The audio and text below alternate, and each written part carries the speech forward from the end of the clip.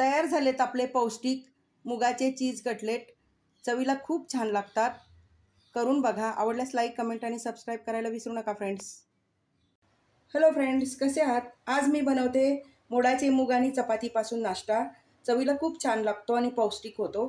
तर आता मी कसा बनवते ते दाखवते। पहिल्यांदा चपात्या असे त्रिकोण कापून घेऊया।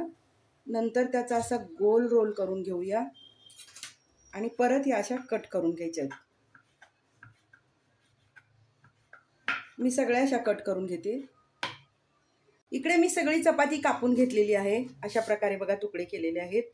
आता मी हे मिक्सरला बारीक करून घेणार आहे, मूग आणि चपाती। मिक्सरच्या भांड्यामध्ये मी मूग आणि चपातीचे तुकडे घातलेले आहेत। तर आपण आता हे चांगले बारीक करून घेऊया।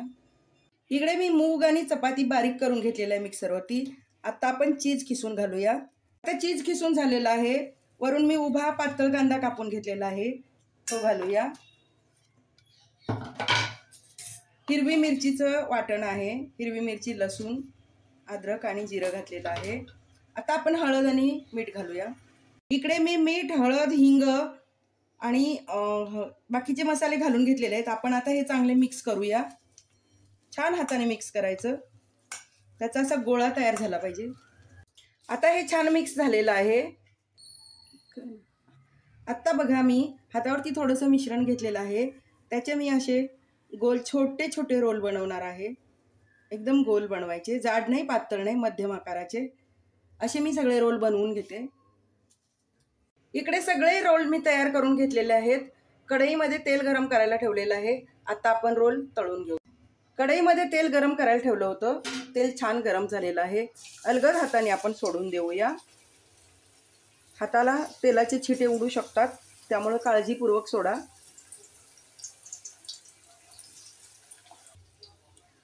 आता मी चिमट्याच्या सहाय्याने सगळे असे छान शेकवून घेते, खालीवर करते। आता मी सगळे पलटून घेतलेले आहेत।